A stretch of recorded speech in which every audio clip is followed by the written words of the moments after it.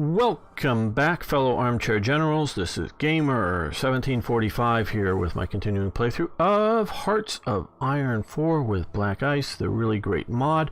I hope you're all enjoying the series. I know I am playing it, and we are having fun chatting about all kinds of things here. So I hope you will enjoy this episode. Let's continue this.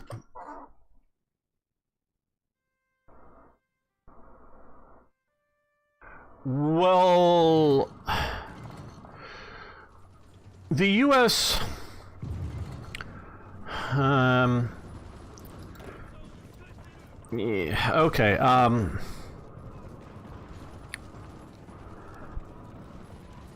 How do I put this?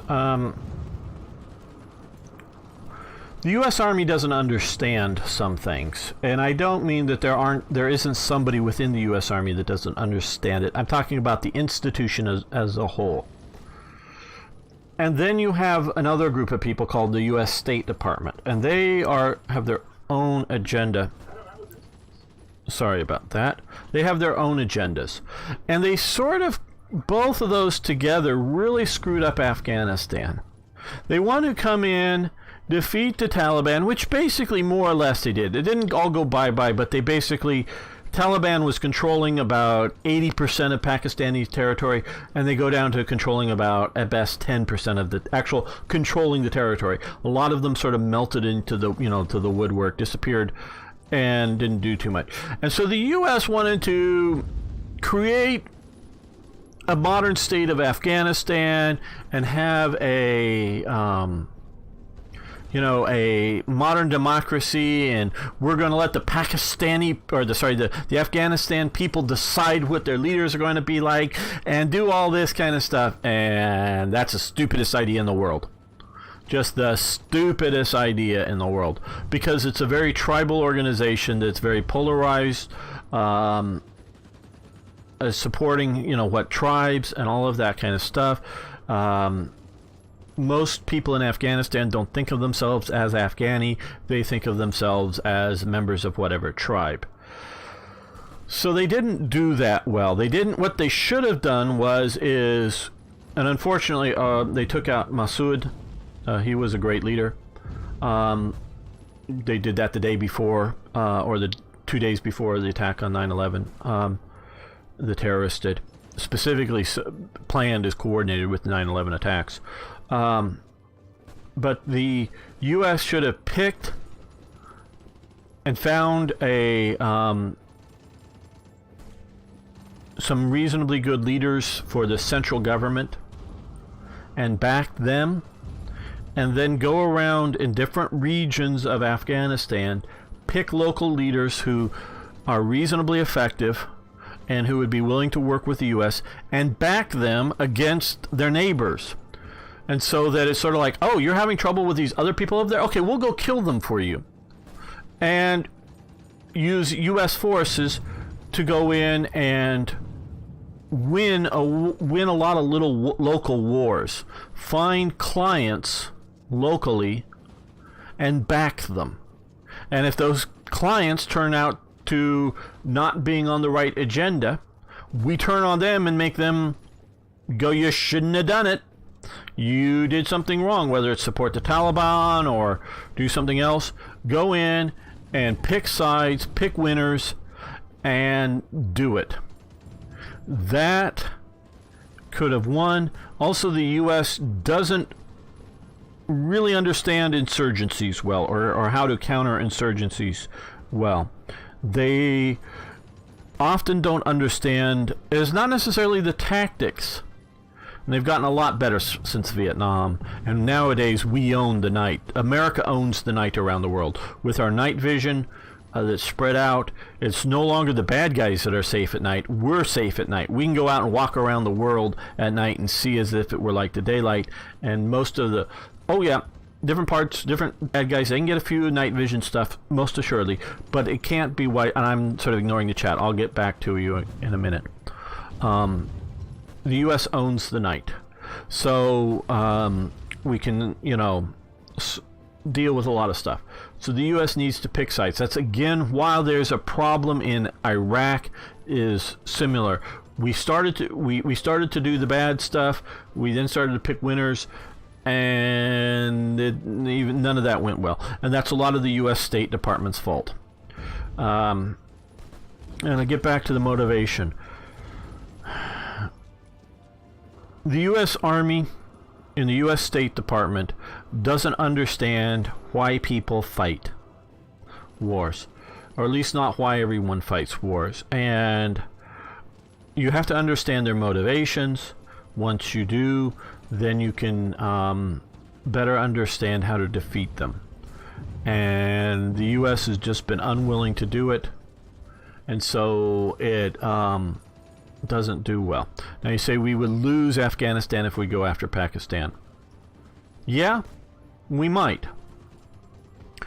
But the thing I'm worried most about is, and please note the words, and those watching later on YouTube as well as here now, I do know I have viewers in the Islamic world, but please note the words. I am very worried about radical Islamists with nuclear weapons. Not Muslims with nuclear weapons, but radical Islamists with nuclear weapons. I am worried about that. I am worried about that more than most things. You know, I'm not worried that China has nuclear weapons. I don't want to go to war with China. And I pretty much don't think China is going to start a war with the U.S. I think China might start a war with somebody like the Philippines, or like Taiwan, or like Vietnam, and the U.S. may get dragged into it. But even if, say, and there has been some conflicts, and there has actually been wars or major battles back in the 80s, I think it was, between Vietnam, you know, it was still a very communist government, but it was sort of Soviet-backed, against the Chinese government, you know, border conflicts. And so there could be another sort of Vietnam, and Vietnam is becoming, if and I know we have very few American viewers now on YouTube, on Twitch, but we do have a fair number of it. I don't know if the rest of the world, and it was long before Obama, Vietnam, as a unified state, has become a U.S. ally. I don't know if the rest of the world, or especially the Americans, have realized that Vietnam, then still, of course, we have, where I live here in Southern California, a lot of Vietnamese still flying the old South Vietnamese flag as sort of their ethnic flag, if you will, because that was their flag. And I do still know that, and it's still more or less ruled from North Vietnam, all of Vietnam, and it's still a communist country, but communism is becoming irrelevant in Vietnam, as it's becoming irrelevant, or has become irrelevant in China. It's still the Communist Party ruling, but communism itself is no longer relevant in China. It's becoming less and less so in Vietnam. And Vietnam, after fighting a very long war with us, has now more or less moving into the U.S. camp down in this part of the world. It's difficult for both sides, and I'm still ignoring the chat. Sorry, I'll get back to you guys. It's difficult for both sides in that the Vietnamese government is still a repressive regime. That's difficult for America to be friendly with. We have Duarte in the Philippines, which is also somewhat repressive and killing a bunch of drug dealers and other people. That is not a good thing. But Vietnam has been rather repressive and is still being so recently. So it's hard for the U.S. to go on, yeah, we love you guys. Oh, you're butchering all these people. You're locking all these people. It's very hard for us to do that. And it's also very hard for Vietnam to come out. I'll get to that in a minute, guys. Very hard for the Vietnamese government to come out and go, we love America. Yeah, look at all these monuments to us killing Americans, and we've been telling you how much we hated America all this time. And yeah, we love America now. But in a de facto sense, Vietnam has moved into the U.S. camp because Russia is, is trying to maintain an overseas base here in Syria. You know, the Soviet Union basically took over Kamran Bay, probably right around here, wherever, when the U.S. left, because that was a great naval harbor, and for quite a while that was a major Soviet naval base in the region. But with the collapse of the Soviet Union and Russia basically unable to continue supporting Vietnam as a client state. Look at this. That is a freaking state, people. Yeah, I'm just getting distracted. I mean, I get the idea of a state mechanic, and I get the idea of having a long coastal province because there's a hill range here, and this is Laos, but this is all one. Oh my God. I have my big problems with Hearts of Iron 4. Okay, so, and since the main local big threat to Vietnam is China, and Russia is no longer going to be an ally, it has to look for a major power to be allied with, and that's basically Russia. So, I mean, basically the U.S. For Vietnam. So Vietnam is now in our camp, but I could see the idea that Vietnam and China goes to war again over some border territorial things. Like, again, they've had divisions fighting divisions in the past. It was not long, but there were border war skirmishes in the past. I could see theoretically something like that coming again, and then I could see the U.S. going, oh no, we get to send in our ships, with China deciding to send its fleet out into the ocean to try to blockade, not just having we're not selling any thing to, no Chinese goods are going to be sold in Vietnam and no Vietnamese goods are going to be sold in China, but actually try to blockade the ports. The U.S. going, no, you're not. We're going to send in our shipping, and if you attack our shipping, we've got our ships here. So I could see a bunch of fighting break out between the U.S. and China. But if that were to happen, yeah, that would be a bit scary because these are big, great powers that are shooting at each other. But I believe it would be like the situation, because if you don't understand, and this is one of the communists, or not, well, no, he wasn't. He was an anti-communist professor. One of the few college was the term I was looking for. One of the few college professors who was very much of an anti-communist professor that I had. But he very much got me thinking is that there were two wars in Korea. There was the war between North Korea and South Korea, in which the U.S. clearly won, but there was the war in Korea between communist China and U.S. or UN forces, in which was a draw, and we had the current peace settlement over. I would believe that if we were to, say, support somebody like Vietnam, Taiwan, the Philippines in a war against China, it would be in both China's and the U.S. interest that it be contained to the region. It may be an all-out battle where all the, U.S. submarines and U.S. carriers that are in the region are all out shooting at Chinese targets. I'm not saying it's, not going to be something like that, but I don't think either China or the U.S. are thinking about launching their ICBMs at each other, fighting over territorial disputes or other things. It just isn't in China's interest. So I'm not that worried about being nuked by China because we happen to fight China. I am worried that extremist Islamists get a hold of a nuclear weapon and do something simple like put it into a cargo container and try to move it around the world a bit to sort of hide its initial port of, setting up, try to make it seem like it's coming from Singapore or wherever, make it seem like it, put documentations to make it seem like it's coming from China, even though it never touched a Chinese port, and then put it on one of the big cargo ships, and then come to the LA harbor, and even before it goes through customs, while it's sitting in the LA harbor on a big ship, somebody who has the remote control thing is, some Islamist terrorist is sitting there realizing, oh, that's the ship we're waiting for. Let's press the button. Boom. and blow it up. That is why I am so worried about radical Islamists getting hold of a nuclear weapon, because I believe they will use it as soon as they can. And they will try to make it seem like this terrorist organization, whether it's ISIS or Al-Qaeda or something new, did it, and not Iran, not Pakistan. Oh, we had nothing to do with it. We didn't know about it. They stole it from us. Blah, blah, blah, blah, blah, blah, blah. Try to make up something like that. And of course, that's the one I'm worried about because I live in greater LA. But it could equally be on a ship going somewhere in Europe or anywhere else.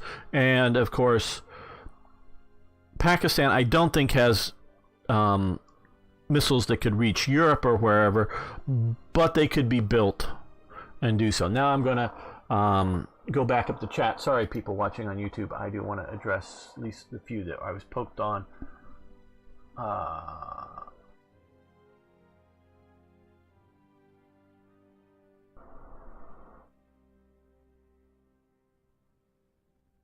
I don't know that Afghanistan is ever going to be a nation state, IKB. That it's never has been a nation state.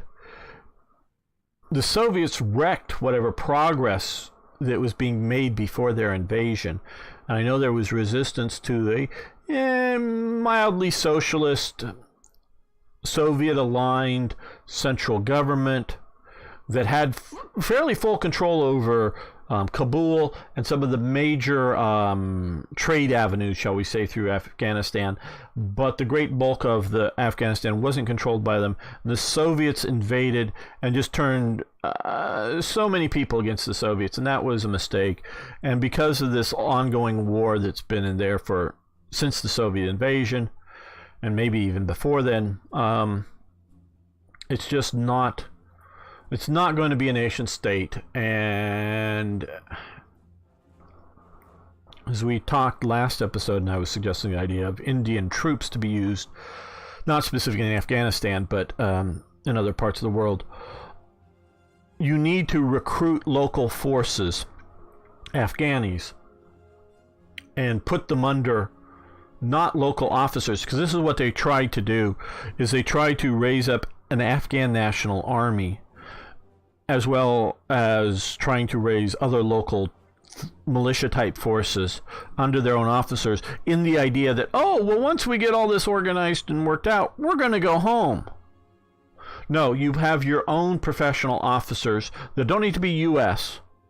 professional officers. They could be some, but basically international officers of qualified capabilities learn enough Afghani to set up the old-style British East India Company, and as Azads knows the type of thing I'm talking about, set that up locally and have these units loyal not to an Afghan government, but loyal to their paymasters, and their paymasters, would be whatever occupying force you want to call it, and use them to go beat up on anybody who we think is too anti-U.S. and just sort of do that. And that's the way it needs to be, in my opinion. And that's just it's going to be.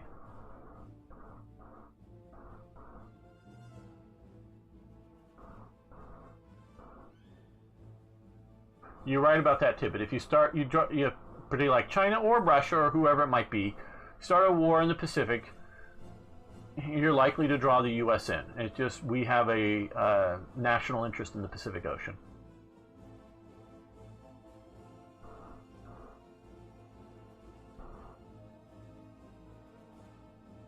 Who would win a trade war versus U.S. versus China? The U.S. The reason I say that is the Chinese government, as a governing institution, is much more likely to collapse than the U.S. government is likely to collapse. And I mean like Deng Xiao, Xi, sorry, I got my Chinese leaders wrong. Xi, President Xi, his regime, not necessarily the Chinese Communist Party, but his regime, and there's several factions, though his faction is now very, very dominant in China. his government is much more likely to collapse if you have a massive unemployment situation that would happen if they can't sell goods to the U.S. Even if they're selling goods to other parts of the world, it won't make up for their U.S. market. And so the U.S. would be hurt by it. I'm not saying they won't be. And I'm not saying there isn't critical things, which I think, unfortunately, anything critical also needs to be made in the U.S. for the U.S. Not all of the critical things, but some of the critical things, meaning like microchips or CPUs or, whatever. Some percent, 10%, 20%, 30% of those used in the U.S. need to be made in the U.S. So that if, say, we were to go to war, trade war, not shooting war, but even if it was a shooting war, but if we were just to go to trade war with China and they stopped importing them, we would at least still have some production here in the U.S. Doesn't need, and so this isn't a protectionist policy in which to keep out all foreign production. This is just that we need to protect some critical element productions of critical elements within the U.S. that could be expanded if anything goes wrong. Okay.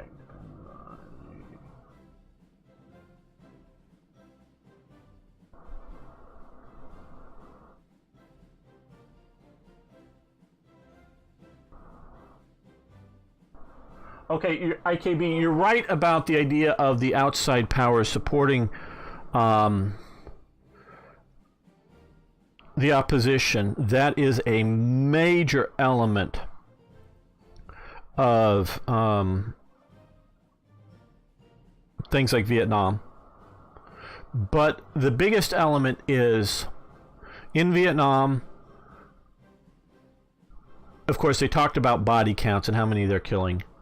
And if we take it to Afghanistan, they're no longer talking, they no longer publicize how many they kill. Trust me, the U.S. government or the military or whoever knows, because they report, oh, we had contact, a shooting. We were either shot at or we shot at the bad guys, and we found 3 bodies.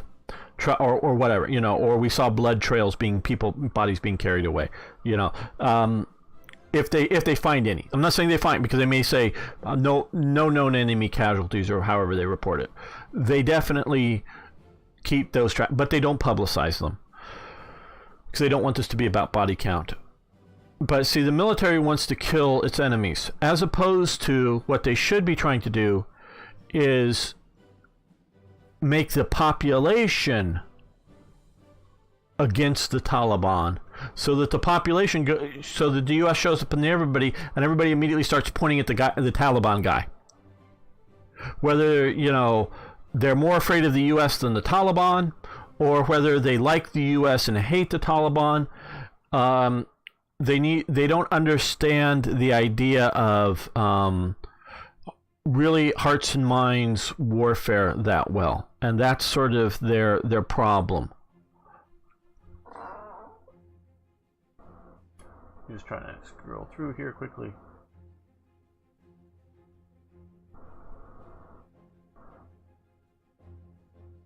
Oh, Stolly46, good to see you.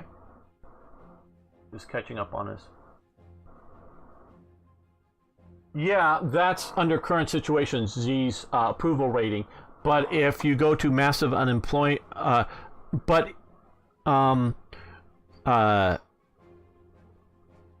unemployment in China, Xi's approval rating will plummet, 1. And 2, I'm not talking about President Trump's regime. I'm talking about basic belief in our government. Oh, Trump may lose an election and we'll have a Democrat in charge or something like that. Not saying that wouldn't happen. But that's all that's going to happen. I'm saying another Tiananmen Square type popular uprising, massive, against the Chinese government might happen. And then to have, once that happens, and that's sort of, they did sort of have a change of government. Chinese communist leaders sort of did change after the Tiananmen Square. Not going to move them to being modern democratic, but would move them to different factions, and sort of a collapse is what I'm talking about.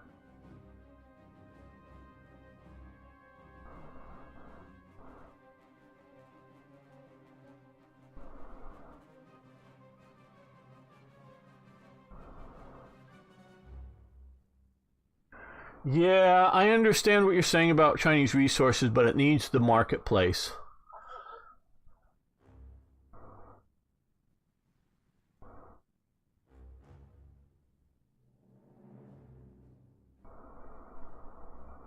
Hello, Django. Good to see you. Hope you had a good time in the countryside.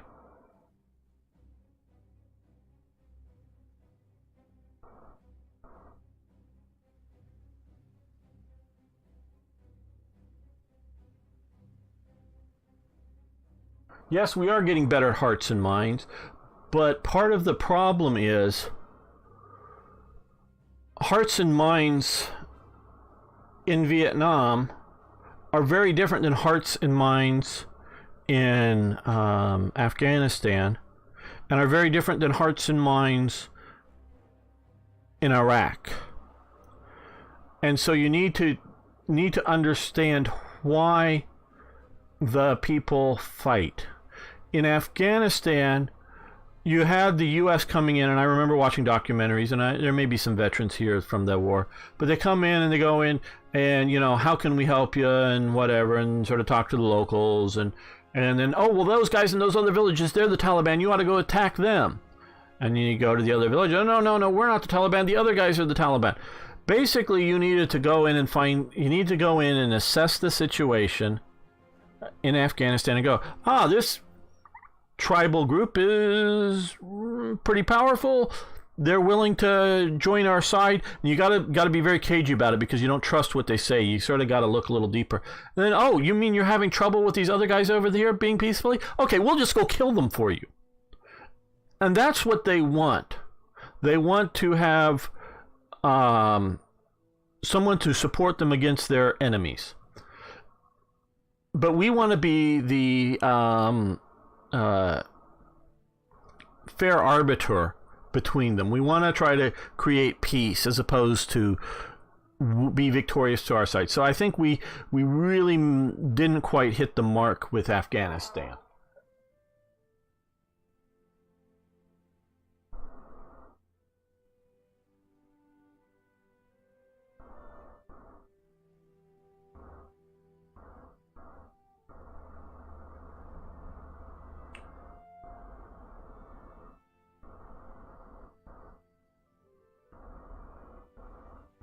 China is not a superpower. China is a great power, Stoli. The only superpower is the U.S.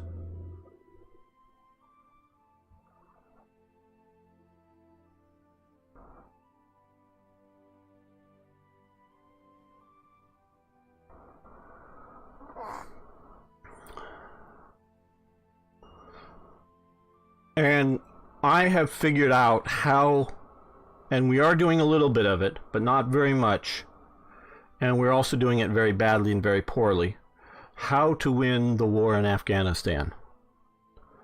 Build roads. Build roads. And not, because you look at the roads, build sort of highways, big, wide roads everywhere. And then get the hell out.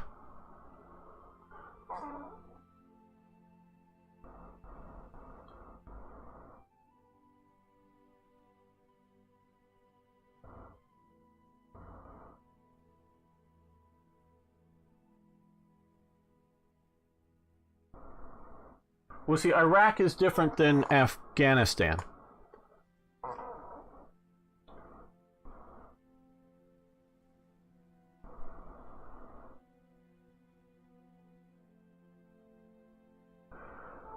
IKB, Britain made the biggest mistake in giving Hong Kong back to China. I know it's still even technically some sort of joint, supposedly, administration. Here's what Britain should have done 10 years before the New Territories Treaty was coming, because the New Territories Treaty was just for 100 years. Hong Kong was permanent. What Britain should have done was tell the Chinese, give us a 50-year extension on the New Territories. If you do not, this is like approximately 10 years before the treaty was up. If you don't give us a 50-year extension on the New Territories, we are going to recognize Taiwan as the legitimate owners, and we will give them the new territories, and we will lease it from them.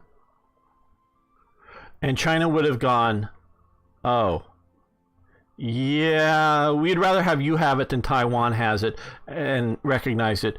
And they would have, I think China would have gone, yeah, that's okay. You can have an extension on your lease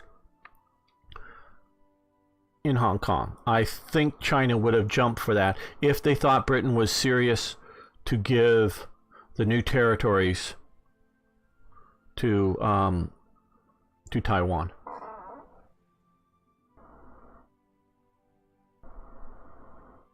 Yeah, and it just I look at the two countries are very different. JP, between Afghanistan and Iraq, and I've never been to either one of them, but I talked to veterans from both the wars, but also I've talked to a few Afghanis, and well, see, some of the veterans I've talked to of the Afghan wars are Americans who fought in Afghanistan against the Soviets. I got to meet and know a little bit one guy who spent a year in Afghanistan, wrote some articles too, but I actually got to know him a bit. A friend of my dad's, more of a friend who I got to know, who was a doctor, went and spent some months in Afghanistan, just as a doctor, not to fight. So my sort of understanding of Afghanistan goes back long before real U.S. intervention in there. And they're a very tribal organization. And what motivates one tribe to fight is different than a different tribe. And some of what motivates the tribes to fight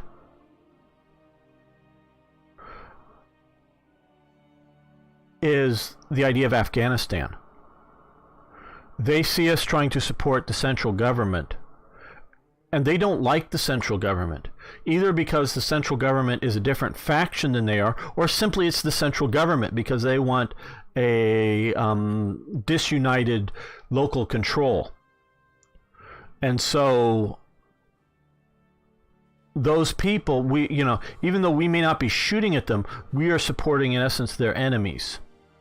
But my idea is that if we build roads all throughout Afghanistan, good road, big wide roads, well paved over roads, go into the remote sort of regions of Afghanistan, just build the roads everywhere, and then just get out of Afghanistan.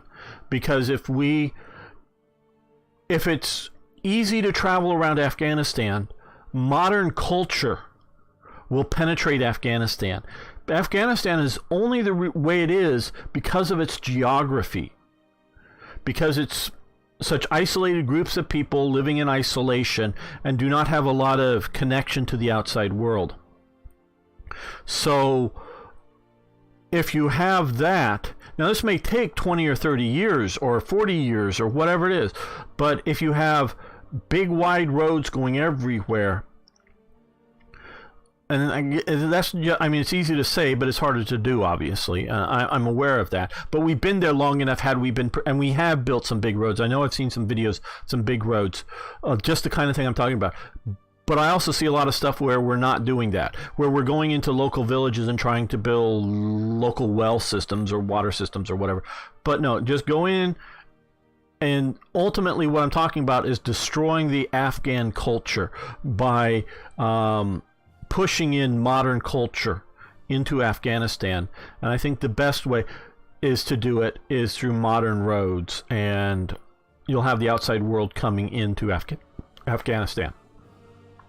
That is how I would win in Afghanistan. Obviously that's very different than how I would win in Iraq or some other place.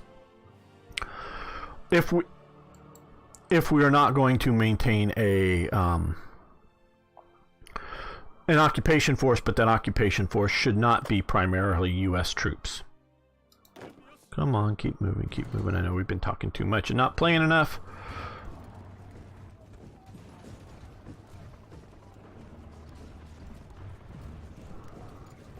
Okay, mountain troops, you start moving into there too.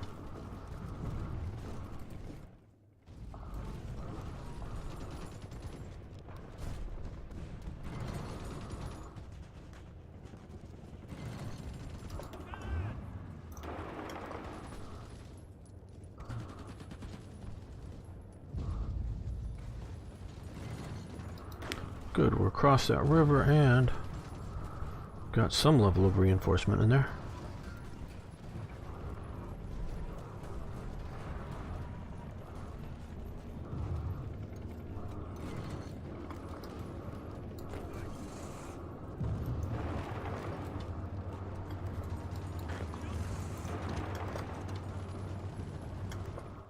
And have we got... okay, good. Mountain troops, go into the mountains. Fight them. Use support. Yeah, that's the idea. One of you guys at least holds the port so we keep our supply secure.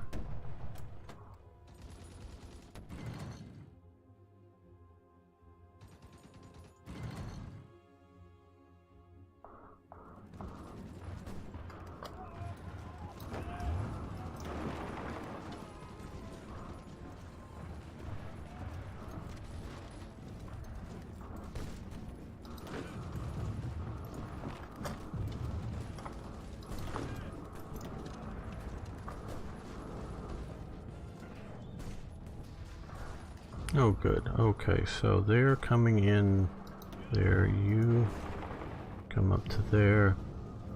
You've won there.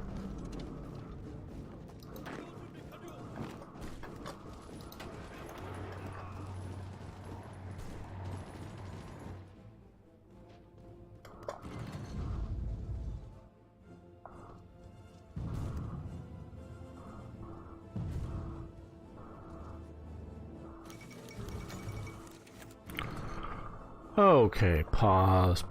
Okay, the Shokaku class aircraft carrier. Naval Construction Bureau has finished development of the Shokaku class aircraft carrier to Shokaku class aircraft carriers. Yeah, Shokaku and Zuikaku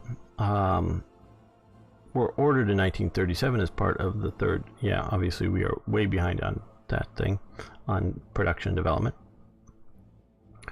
Completed shortly before the start of the war in 1941. We're already in 43. They have been called arguably the best aircraft carriers of the world. Wind built. Okay, yeah, wind built. U.S. were initially intended to have a group of air group of 96, 24 in reserve. All of these aircraft were either superseded by larger, more modern aircraft or cancelled while the ships were being built. So the air groups were revised to a total of 84 aircraft. Okay, good. Okay, our nation has changed. We're back to a chaotic nation. Damn. Well, for 43, oh, we got way too many of these things out here. We're doing okay-ish. Obviously, we haven't taken Guadalcanal down here. That's that. We've tried. How are we doing for... okay, Hong Kong's still giving us lots of trouble. That province is giving us some trouble. Okay, well, you guys come down here. You move to the port.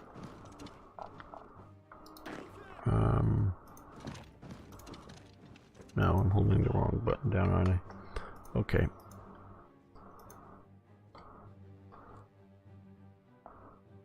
And you're marching back that way. Good. What kind of battle are we having out here? Our aircraft are going after 60 transports of some sort.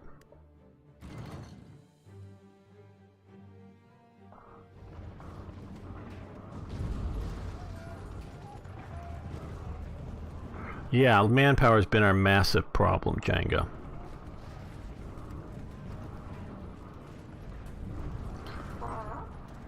Kokada? Don't know. Oh, don't know quite where that is. Sorry.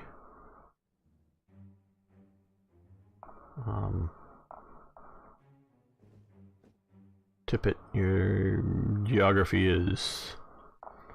Okay, good. And we have a few more troops here. Let's have you... No, just one of you. Yeah, just one of you. Come down this way to sort of cut off their supply while the mountain troops go on the mountains. And...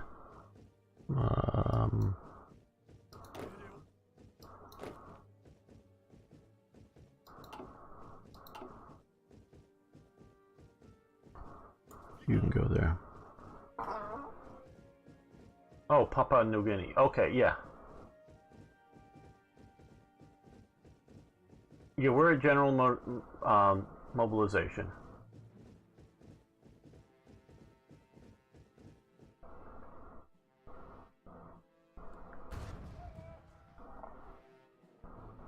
Is that giving us problems? I don't know.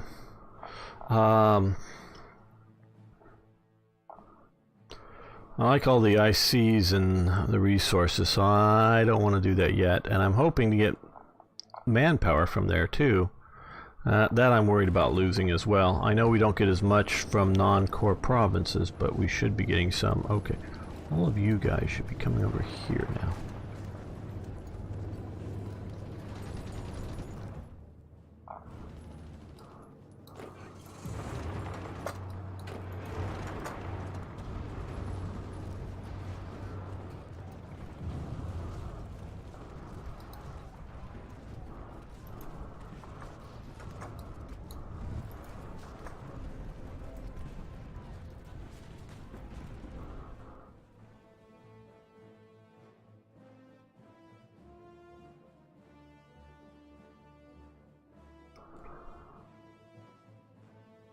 Yeah.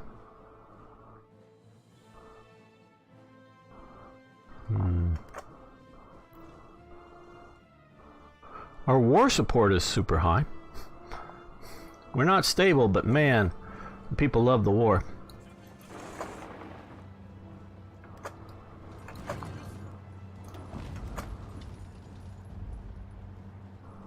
Uh-oh, they're retreated back out. Okay, all of you guys go back in.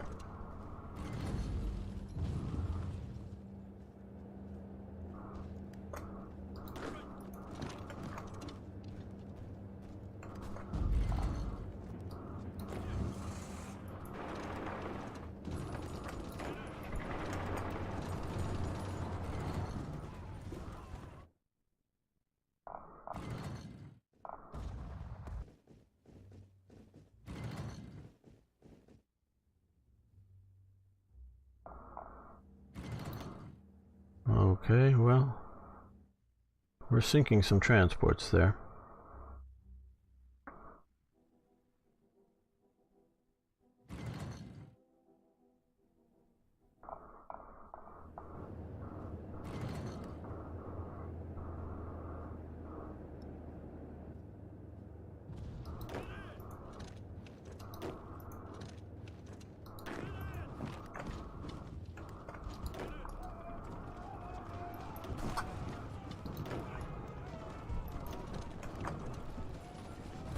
There we go.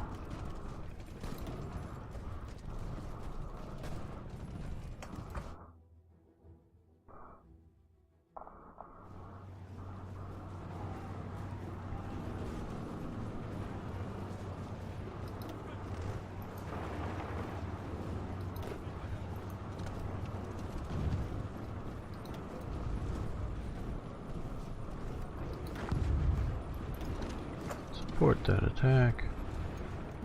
These guys carry. Now here,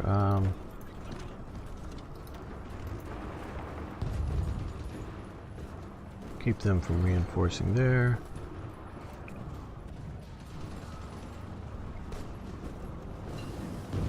And mountain infantry has improved.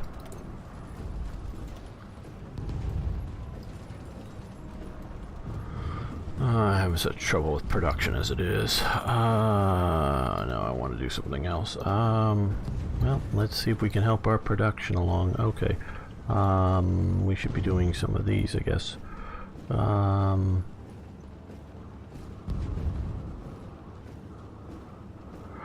We can do either one. Okay. Civilian factory, military factory, construction speed.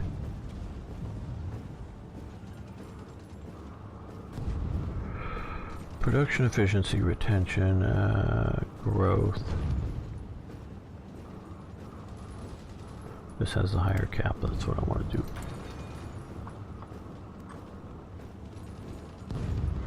Yeah, well, right now we have very little political power, so I need to build up a little bit more of that, Django, but you are right about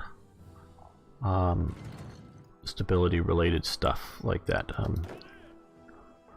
Decisions in the general sense, most assuredly right.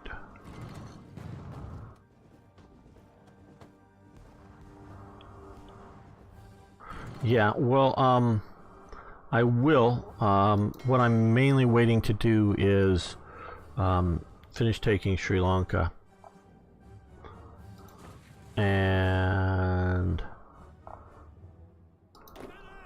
helping, and then we'll I'm gonna put all those troops under one command, I think. We have partisans and we've won. Okay. And submarines against more transports.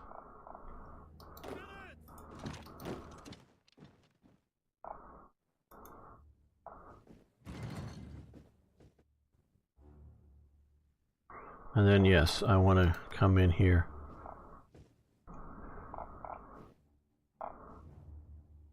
I like the old map that has more ports and places. That's nice. I like that.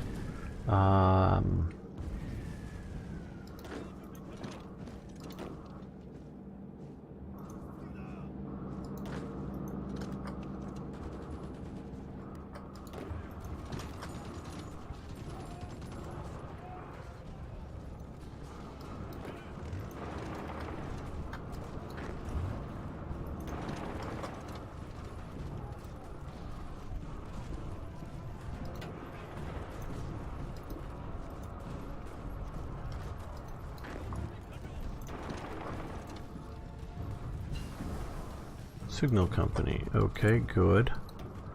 Let's again come back over here and okay, factory output, efficiency growth, retention. I don't know if I like that.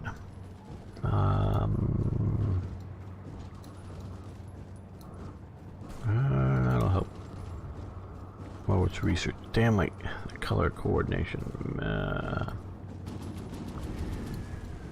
Okay, and this, the other thing, of course, I was reminded and I haven't been doing, is I need to do this to get these, which will increase our recruitable population. So that is also probably a big failing of mine here.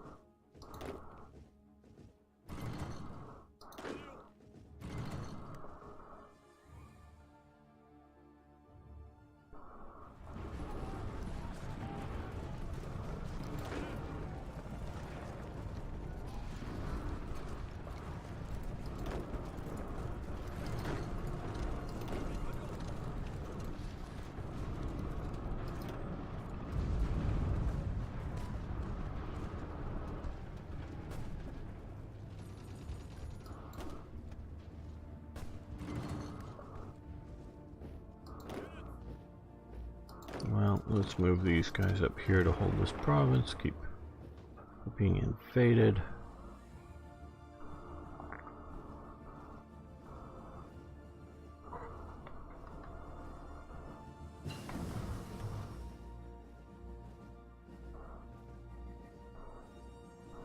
Yeah, we can.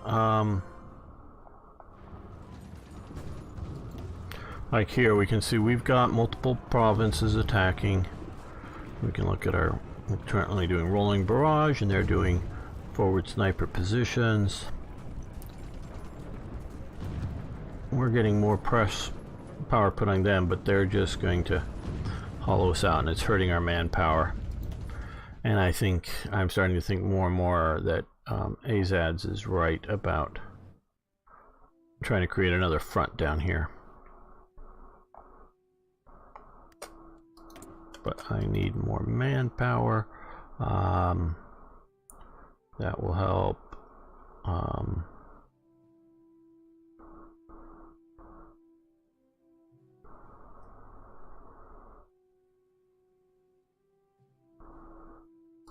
Yeah, let's get that.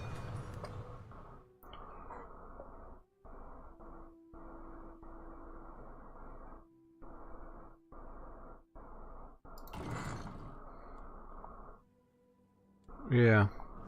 Well, we're pushing up here too.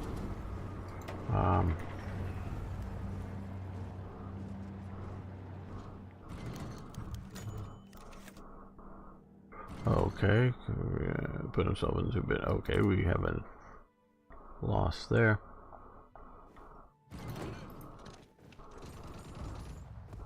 Yeah, don't give him time to recover. Keep going.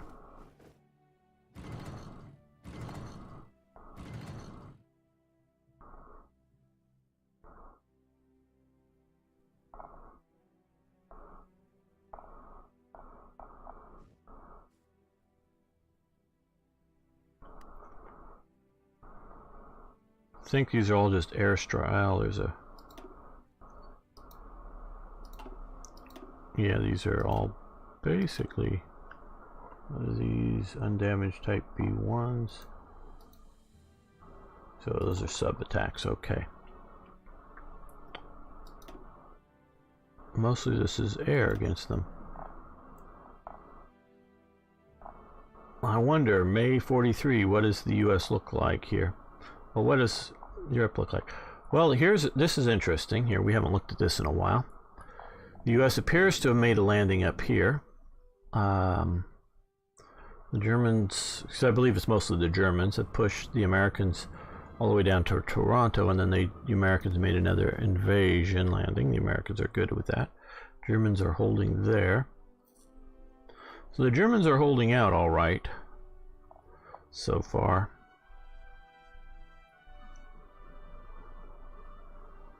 And that's probably keeping the Americans off of us. I've only seen one identifiable American division in India, and maybe 2 British divisions that are up in India.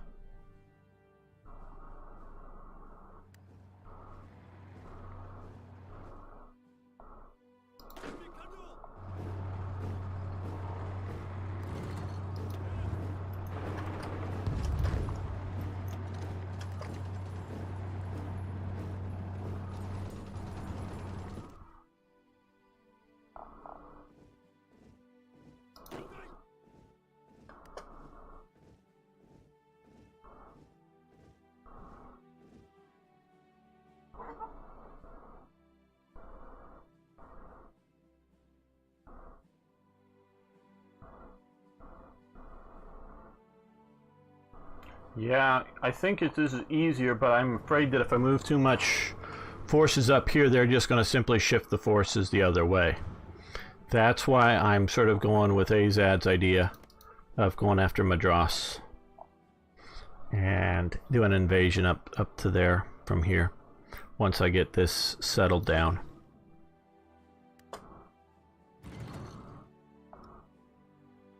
Should probably invade into here. Oh, yeah, that's Free France, so we're at war with them, I believe, so we could go into there. Because that's probably not well defended, and then we get ashore and have a port. That's what we should do. That would have been smarter. I should have done that at first. And we probably would have been in there. Okay. You come back up to here, get on railways. And we're out of manpower again. Damn.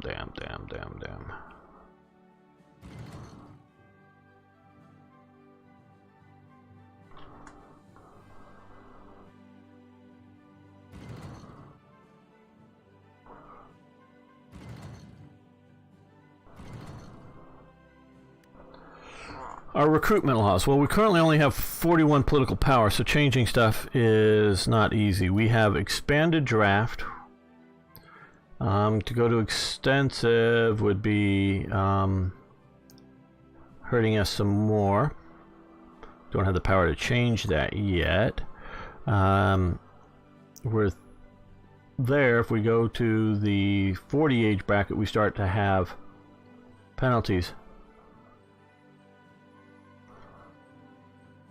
So I didn't want to go there, but once we get to political power, which is only 50, so that's in a more doable time frame. We've got women encouraged, which expands our recruitable population, as opposed to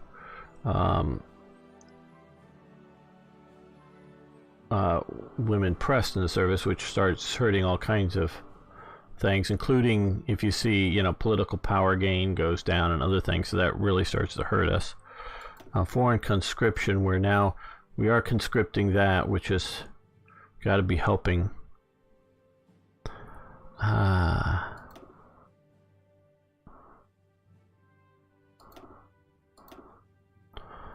just don't know. Japan shouldn't have, well, okay, we're back to 20,000. Shouldn't have unlimited, and this seems like a much smaller than historical Japanese army. We've got all these units, but these guys are nothing. These guys, their template is 2 battalions, you know, and headquarters and military police. So all these, 25 divisions here, they're nothing for manpower taken up. And they're just right now watching the ports. Maybe, you know, you just have, that's another, so that's nothing. Japan, I don't know its divisional strength in China, but it was pretty big. But it had a lot more strength in the Philippines during their... I think it had a lot more strength, but I don't know. And without doing some of this other stuff, they did not encourage older men to go into the army.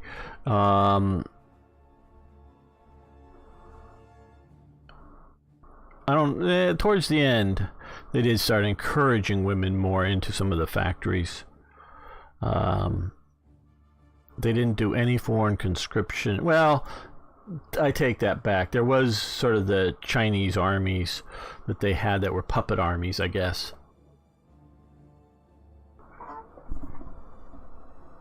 Hello, Lord.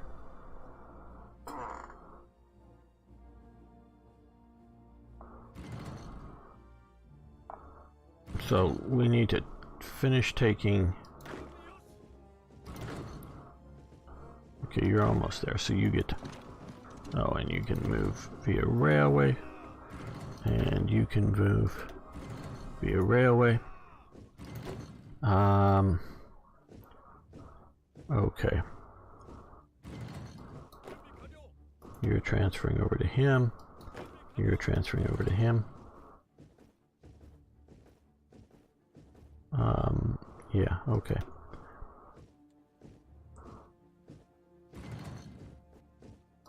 And you're transferring to him, and you're joining his army.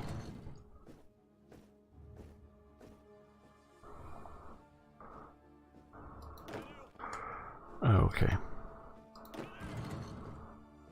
We're going to try 2 divisions. Naval invasion from here to here. I'm hoping it will either be undefended or lightly defended, and that'll get us ashore, and then we can attack up to the bigger port. Now, how is our... oh, what the hell's... oh, damn, no, okay. I did that wrong. Okay, kill this whole thing. Okay. Yes. No, we're starting over again. Okay, first 2 divisions up here. Naval invasion from here to here. Great, now. Yeah, I'll deselect these guys. Okay. Now I want to come over here and look at... well, these are still pretty messed up. But okay.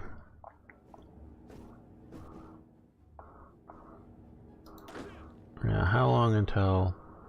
Oh, back to this view. Until this can happen. Okay, 7 days. Well, you know, we're going to do that next episode. I want to thank you all for watching. I want to thank you for liking the videos. Really do appreciate that. If you haven't already, please subscribe to the channel. And of course, I love hearing from you. So please post questions, comments, suggestions. Jump in afterwards on the arguments that we've been having online here on our live sessions. Just post a comment. Love hearing from you. See you next time for more Hearts of Iron.